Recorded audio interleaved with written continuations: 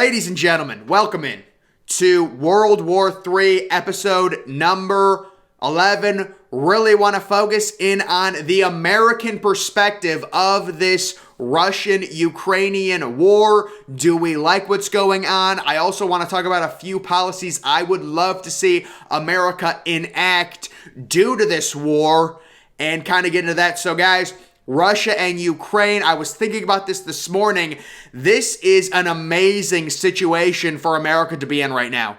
All you're doing is sending Ukraine money. They're the ones fighting. They're the ones weakening the Russian army.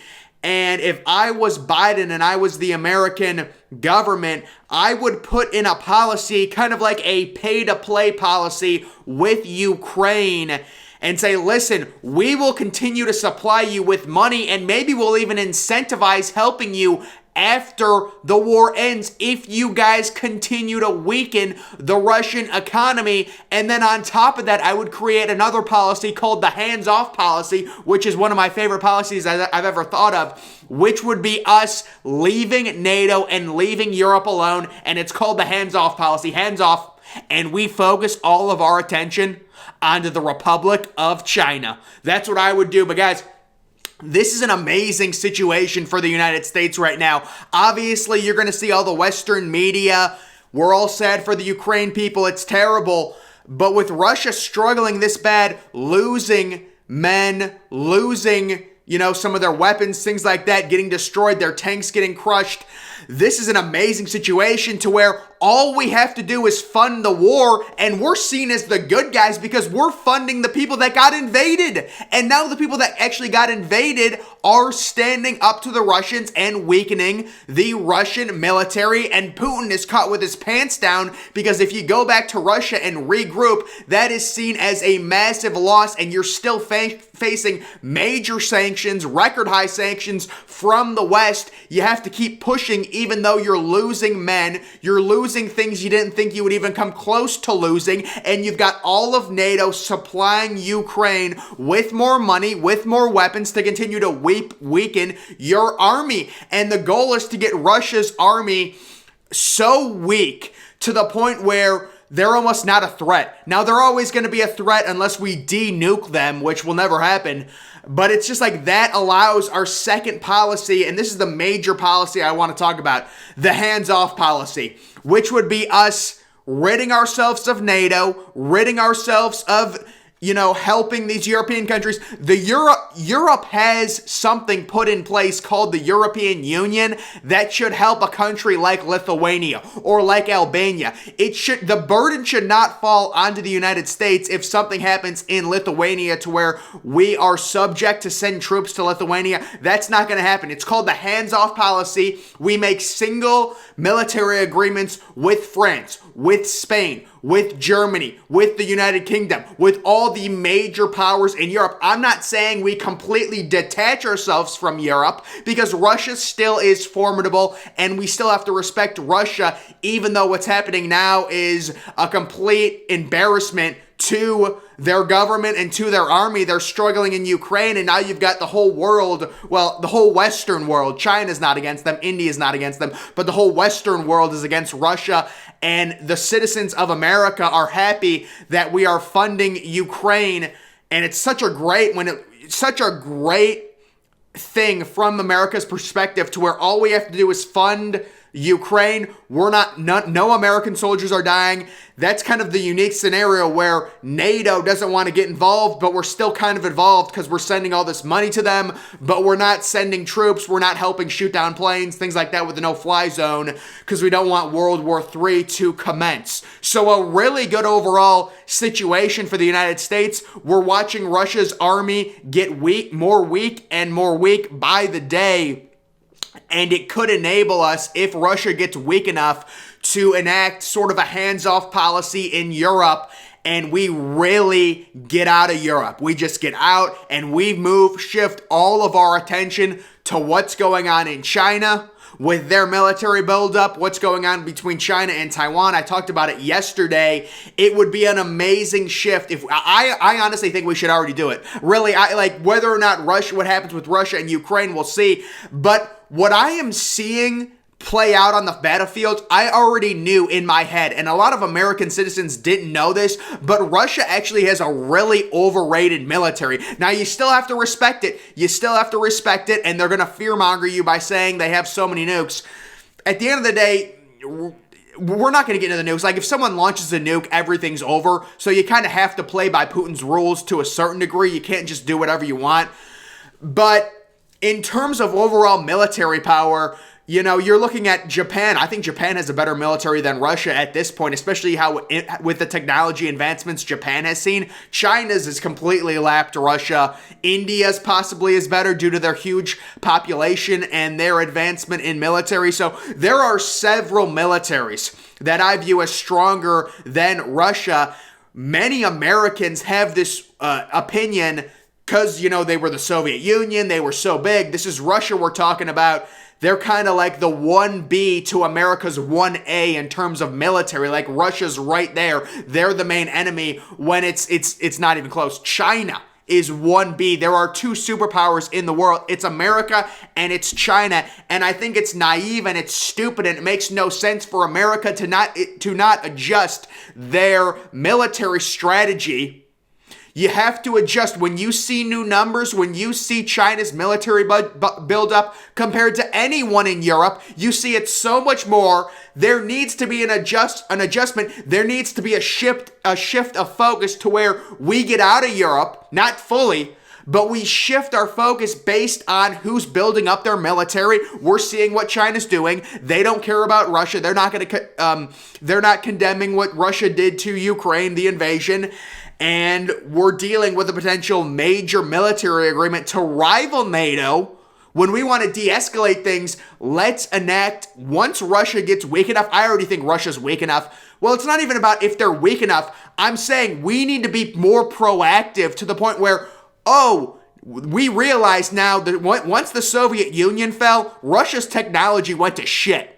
Okay, they do not have the advancement in military technology that China does, that India does, that some of these other countries do. Obviously, the United States as well. The United States is capitalist, so it's kind of cheating, but obviously the United States has amazing innovation due to their economic system.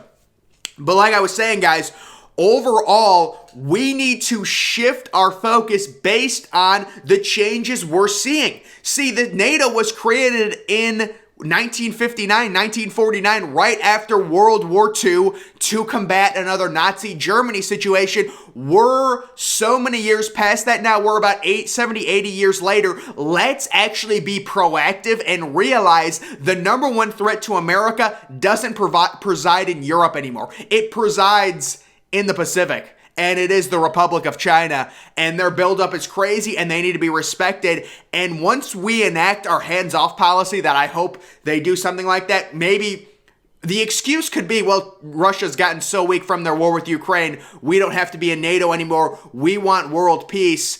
And the European countries would be mad about it, but they have the European Union. Europe needs to worry about Europe.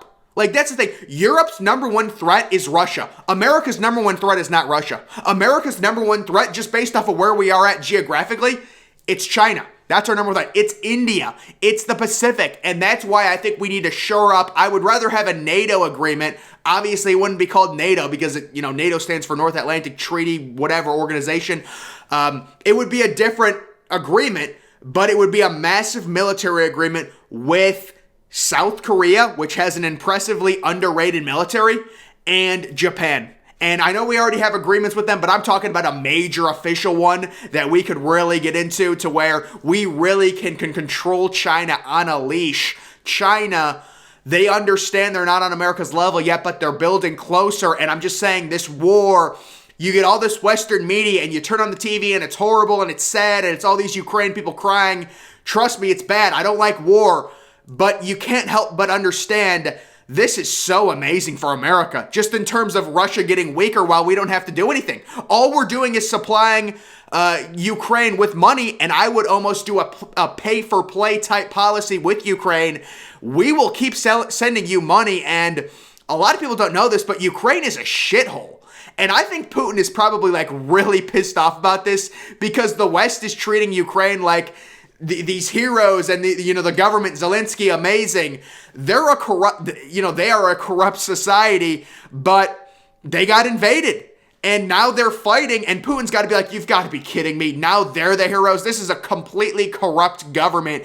I've been told from people that Ukraine is a shithole, even before they were getting invaded. But you're looking at it now, and Ukraine is the hero to the West because they're weakening Russia. They're weakening Russia, and they're putting up a wall and not allowing Russia to advance. And we're going to keep feeding them money to weaken the Russian military. And it's a perfect situation. I just wonder, at what point does Putin get so angry he snaps? Is he going to snap? Again, that's American intelligence needs to figure out what Putin's thought process is. And that's what we would do. But I would go to Putin and I would say, listen, we're pissed about what you're doing. You're weakening your own army. We will leave NATO because we want peace if you get out of Ukraine. That's what I would say. And then I would say, hands off. Hands off. Europe, deal with it. Deal with your situation. We've got an urgent national security crisis happening with China. Okay, so Europe, you're going to have to deal with your situation there with Russia, and that's your business. Your number one threat is China. But you're not going to see American troops invading or going to help Lithuania because Lithuania gets invaded by Russia. That's not going to happen. We cannot afford to use those reserves in Europe. We need to save them for a potential massive military operation with the Chinese if it comes to that. And that's why I would trip up a massive military agreement with South Korea and with Japan. So the two policies I would look at doing, the pay-for-play policy, where we continue to incentivize Ukraine. Listen, we're going to continue sending you crap if you keep destroying Russia's tanks, weakening the Russian army, we're going to keep sending you crap, and we might even help you after the war to incentivize the Ukraine people to keep fighting. And then the other policy, hands off. We're out of Europe. We're out of Europe. Get out of Europe. Use Russia's military getting weaker as an excuse to where they're not really a threat. I mean, you can't really say that because they have the most nukes or whatever. You can't really say that. At the end of the day, everyone has nukes. Like, there's nothing we can do about that. That's why I proposed a massive humanity act right when this war started. I came out in like my second or third episode, I said, let's get a huge agreement to where nobody uses nukes and every country in the world signs it. It'll expose the countries that don't sign it as potential warmongering countries that could potentially use nukes. If we pass an agreement that's kind of like the Humanity Act or no more nukes, if every country that signs that agreement would pledge to completely annihilate any country that uses a nuclear bomb. So if every country signs the agreement except for Russia and China, let's say Russia uses a nuke, every single country would use all their force to blow Russia off the face of the earth, and there would not be a concern about civilian casualties. Okay, you guys know what I'm saying? There would not be, because there is a no-nonsense policy with nukes, and then they say, oh, you're a hypocrite because you're American and you dropped a nuke, in World War II. That was a different situation. We dropped a nuke to end the war, and we told Japan, we said, listen, you're going to lose. And I understand we shouldn't have done it. You shouldn't drop nukes on civilian areas. We said, Japan, you're going to lose. We don't want to land invade Japan because we were going to lose more American soldiers. Yes, the honorable thing would have been to land invade mainland Japan, but they had crazy jungle warfare, man. You didn't want American soldiers invading them. And you know what? We dropped some nukes to end wars. We dropped it to end it, not start it. But I agree, there's no nukes. You cannot use nukes. It is not, if you want to beat Japan, you need to invade.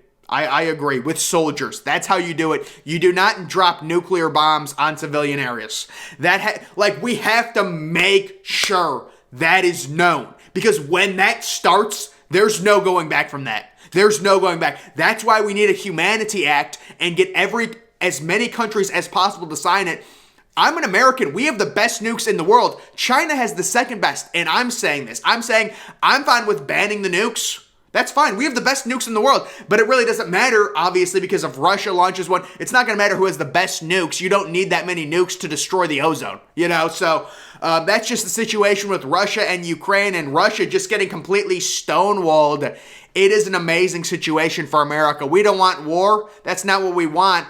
But Putin thought this was going to be a day or two and it would be like Hitler invading Czechoslovakia or Hitler invading Austria and you get welcomed and Ukraine is corrupt. You know, what are they going to do? Their president is a comedian. What are they going to do? And this is unbelievable, the resolve they've shown and the weakening they've done of the Russian army. And maybe we should even incentivize them even more to try and really weaken Russia's army. And then we pass our little policy, the hands-off policy, right? We get out of Europe. We get out of Europe. That's the policy. And we focus on China. And we become more overseers. And we only do military agreements but when it benefits us, right? NATO really does not benefit us because we signed the agreement about 70 or 80 years ago. Now we're so much bigger than every other country in NATO. If anything happens to a NATO country, the burden falls on the United States because the United States is so much bigger than every other country. That's just the reality of the situation. And guys, just a quick thing. I always do one of these crazy headlines. The Guardian. White outrage about Will Smith's slap is rooted in anti-blackness. It's inequality in plain sight. So we've got that lovely, if you guys want to go read that, that is on The Guardian. I'm sure it's an amazing article that everyone will be interested in. But guys, that is going to do it for this video. Make sure you're following me on Twitter. Link to that's always in the description. I'm, of course, the Depressed Ginger. Thank you for watching.